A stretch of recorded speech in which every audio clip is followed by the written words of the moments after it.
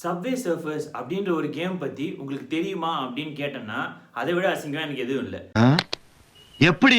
ஏன்னா subway surfers தெரியாதவங்க இந்த வேர்ல்ட்லயே யாருமே இருக்க முடியாது, விளையாடாதவங்க யாருமே இருக்க முடியாது. புரிஞ்சதா?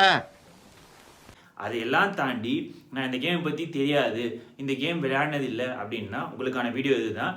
ஏன்னா இந்த வீடியோல நான் என்ன சொல்ல போறேன் அப்படின்னா, கேட்டுக்க. சப்வே சர்ஃபர்ஸ் எப்படி கிரியேட் ஆச்சு, அது கிரியேட் ஆனதுக்கு முக்கியமான ஒரு துயரமான ஸ்டோரி என்னன்றதை இந்த வீடியோல நான் உங்களுக்கு சொல்ல போறேன். எப்படி? ஸோ சப்வே சர்ஃபர்ஸ் 2012ல சைபோ அப்படின்ற ஒரு கம்பெனி மூலயமா, கேமிங் கம்பெனி மூலயமா கிரியேட் பண்றாங்க. அவங்க கில்லோ அப்படின்ற கோ டெவலப்பர்ஸோட சேர்ந்து இந்த கேமை கிரியேட் பண்றாங்க. ஓகே, சைபோ அப்படின்னா என்னன்னா சில்வெஸ்டர் அப்புறம் பாடி, இவங்க ரெண்டு பேரோடைய ரெண்டு லெட்டர், ஃபர்ஸ்ட் லெட்டர்ஸ் ரெண்டுத்தையும் எடுத்து சைபோ அப்படின்னு இந்த கம்பெனியை கிரியேட் பண்றாங்க. ஓகே, 2012ல கிரியேட் பண்ணப்பட்ட சப்வே சர்ஃபர்ஸ் என்ன மாதிரி கேம்? சப்வே சர்ஃபர்ஸ் ரெண்டு கேரக்டருடைய லைக் ஜேக் அப்புறம் போலீஸ், இந்த ரெண்டு கேரக்டர் இருக்க ஒரு கேம். இந்த கேம் ஒரு எண்ட்லெஸ் ஜேர்னி, லைக் முடிவே இல்லாத ஓட்டமுடைய ஒரு கேம்.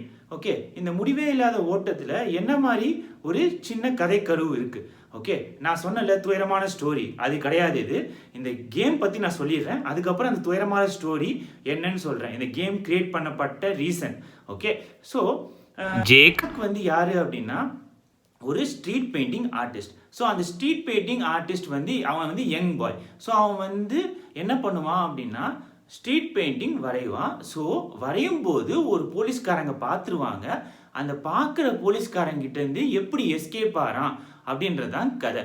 ஓகே, எஸ்கேப் ஆகும்போது அவன் எப்படி இந்த கேமை இன்னும் இன்ட்ரெஸ்டிங்காக மாற்றுறாங்க அப்படின்னா, விளையாடுற மாதிரி எஸ்கேப் ஆகும்போது அவன் ட்ரெயின் ட்ராக்ஸில் ஓடுவான், ட்ரெயினில் குதிச்சு குதிச்சு ஓடுவான். ஓகே, காயின்ஸ் கலெக்ட் பண்ணிகிட்டே ஓடுவான். வர அப்டக்கிள்ஸ் எல்லாத்தையும் மிஸ் ஆகி ஓடுவான். ஓகே, ஓடும்போது ஸ்கேட்டிங் போர்டில் ஓடுவான், ஷூஸ் கிடைக்கும், ஷூஸில் ஜம்ப் பண்ணி ஓடுவான். ஸோ இந்த மாதிரி இன்ட்ரெஸ்டிங் அப்டக்கிள்ஸ்லாம் இருக்கும். அதெல்லாம் தாண்டி இந்த கேம் விளையாடணும். ஓகே, ஸோ என்ன ஆகும் அப்படின்னா இந்த கேம் நல்ல பாப்புலாரிட்டியும் நல்ல ரீச்சும் இந்த கேமுக்கு கிடைச்சிது. ஓகே, இந்த கேமில் முக்கியமான விஷயம் பற்றி பேசணும் அப்படின்னா 2012லேயே பெஸ்ட் கிராஃபிக்ஸை கொடுத்த இந்த கேம் ஓகே, என்ன அப்படின்னா எப்படி நீங்கள் பெஸ்ட் கிராஃபிக்ஸ் அப்படின்னு சொல்லலாம் அப்படின்னா, பேக்ரவுண்ட்ஸாக இருக்கட்டும் சரி, அந்த கல்ச்சர் பேக்ரவுண்ட் கிரியேட் பண்ண அந்த கேமில் கல்ச்சர் பேக்ரவுண்ட் கிரியேட் பண்ண விஷயமா இருக்கட்டும் சரி, கேரக்டராக இருக்கட்டும் சரி, ரெண்டு கேரக்டர் கிரியேட் பண்ணியிருப்பாங்க, அதோட அவுட்ஃபிட்ஸாக இருக்கட்டும் சரி, அதுக்கப்புறம் அந்த காயின்ஸ் கலெக்ட் பண்ணுற விதமாக இருக்கட்டும் சரி, அந்த காயின்ஸ் பார்த்தீங்கன்னா ரொட்டேட் ஆகிட்டே தான் இருக்கும் ஃபுல்லாகவே. ஓகே, அது கலெக்ட் பண்ணுற விதமாக இருக்கட்டும் சரி, அந்த ஷூஸ் கிரியேட் பண்ண விதமாக இருக்கட்டும் சரி. ஏன்னா நீங்கள் அந்த கேரக்டர் ஓடும்போது போயிட்டு தான் அந்த ஷூஸை கலெக்ட் பண்ணணும், அதுக்கப்புறம் அது டபக்குன்னு அது காலில் மாட்டிக்கிற மாதிரியும் அந்த கிராஃபிக்ஸ் எல்லாமே 2012லேயே மச் பெட்டர் கிராஃபிக்ஸை இந்த சைபோ அப்படின்ற ஒரு கம்பெனி நல்லாவே கொடுத்துருப்பாங்க. ஏண்டா லேட்டு? சரி குடி மாப்பிள்ள, நம்மளுக்கு கொஞ்சம் ஓகேவா? ஸோ நான் முன்னாடி சொன்னேன்ல, ஒரு துயரமான வதந்தி ஒன்று சோஷியல் மீடியாவில் பரவிச்சு அப்படின்னு. அந்த துயரமான வதந்தி பரவுனதுக்கு அப்புறம் எல்லா கேமுமே ஒரு நெகட்டிவ் இம்பேக்டுக்குள்ளே தான் போகும். இந்த கேம் மட்டும் ஒரு நல்ல பாப்புலாரிட்டியும் அப்புறம் மக்களிடையே அது நம்பப்பட்டது. அந்த கேம் இதனால தான் கிரியேட் பண்ணப்பட்டது அப்படின்னு சொல்லி. அப்புறம் என்ன ஆச்சுன்னா அதிகமான டவுன்லோட்ஸும் கிரியேட் பண்ணப்பட்டது. எப்படி? என்ன ஸ்டோரி அது அப்படின்னா, சோஷியல் மீடியாவில் ஒரு போஸ்ட், என்ன போஸ்ட் அப்படின்னா, சப்வே சர்ஃபர்ஸ் ஓட ஃபவுண்டரோட பையன் இறந்துட்டாங்க. அதனால தான் எப்படி இறந்தாங்க அவங்க அப்படின்னா ஒரு ட்ரெயின் ஆக்சிடென்ட்ல இறந்துட்டாங்க. அதை ஹானர் பண்ணுற விதமாகவும் அந்த மெமரியில் வச்சுக்கிட்டு ஹானர் பண்ணுற விதமாகவும் இந்த கேம் கிரியேட் பண்ணப்பட்டது ஃபவுண்டரால் அப்படின்னு சொல்லி ஒரு கதை ஒன்று வந்துச்சு. அதனால தான் கேம் கிரியேட் பண்ணப்பட்டாங்கன்னு ஒரு போஸ்ட் ஒன்று வந்தது. அவங்க பையன் எப்படி இறந்து போகிறாங்க அப்படின்னு சொல்கிற அந்த போஸ்ட்டில் இருக்குது அப்படின்னா ட்ரெயின் ட்ராக்ஸில் ஸ்கேட்டிங் பண்ணிட்டு இருக்கும்போது ட்ரெயின் ஆக்சிடென்ட்டில் இறந்துறாரு அப்படின்னு சொல்லி அந்த போஸ்ட்டில் இருந்தது.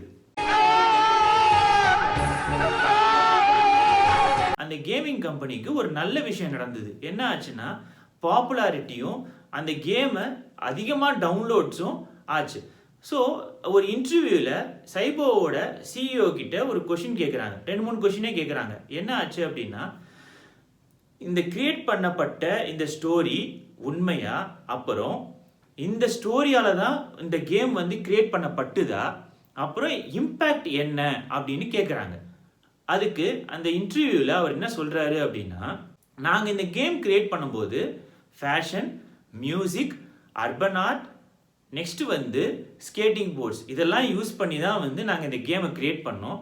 முக்கியமாக ஃபேஷன், அப்புறம் வந்து கல்ச்சர் பேக்ரவுண்டை யூஸ் பண்ணி தான் இந்த கேமே நாங்கள் கிரியேட் பண்ணோம். இது ஃபுல்லாக பார்த்தீங்க அப்படின்னா அந்த அவுட்ஃபிட்ஸ், அப்புறம் ஸ்கின்ஸ், இது எல்லாமே வந்து கல்ச்சர் பேக்ரவுண்டை வச்சு தான் நாங்கள் கிரியேட் பண்ணோம்.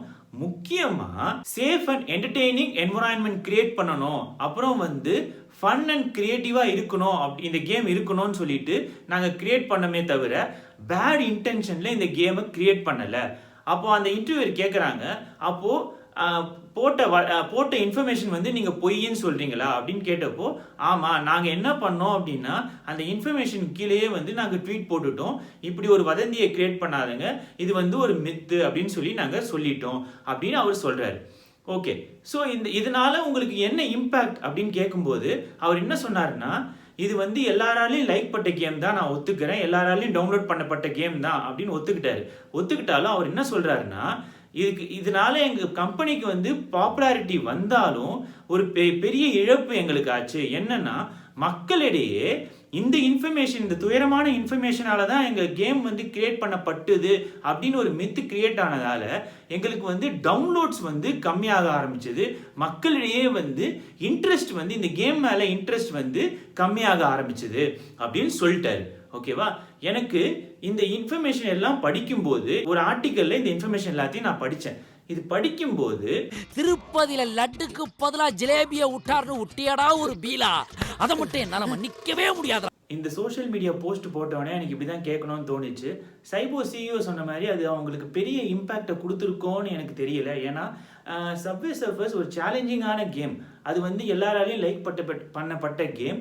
எல்லாரும் அவங்களுடைய ப்ரீவியஸ் ஸ்கோரை வந்து பீட் பண்ணணும் தான் சொல்லிட்டு ஆடுவாங்க. ஏன்னா பர்சனலாக நானே ஆடி இருக்கேன் அந்த மாதிரி. ஸோ எனக்கு தெரிஞ்சு அவ்வளோ பெரிய இம்பேக்டை கிரியேட் பண்ணியிருக்குமா அப்படின்னா எனக்கு தெரிஞ்சு கிரியேட் பண்ணியிருக்காது. அவங்களுடைய பாப்புலாரிட்டி, அந்த கேமோட பாப்புலாரிட்டியை தான் இன்க்ரீஸ் பண்ணி கொடுத்துருக்கோம் எனக்கு தெரிஞ்சு அந்த சோஷியல் மீடியா போஸ்ட்னால. ஓகே, ஸோ நெக்ஸ்ட் இந்த இந்தியா டுடே இந்த சோஷியல் மீடியா போஸ்ட்டை பற்றி என்ன பண்ணியிருக்காங்க அப்படின்னா, அது ஃபால்ஸா ட்ரூவா அப்படின்ற ஒரு விஷயத்த வந்து அவங்களே சொல்லியிருக்காங்க. என்ன கண்டுபிடிச்சிருக்காங்க அப்படின்னா, இது வந்து ஒரு ஃபால்ஸ் இன்ஃபர்மேஷன் அப்படின்னு சொல்லி கண்டுபிடிச்சிருக்காங்க.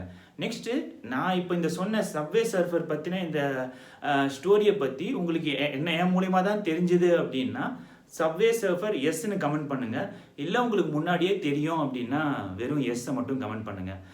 எனக்கு தெரிஞ்சு இந்த வீடியோ உங்களுக்கு பிடிச்சிருக்கோன்னு நம்புகிறேன். I hope you enjoyed the video. Thank you.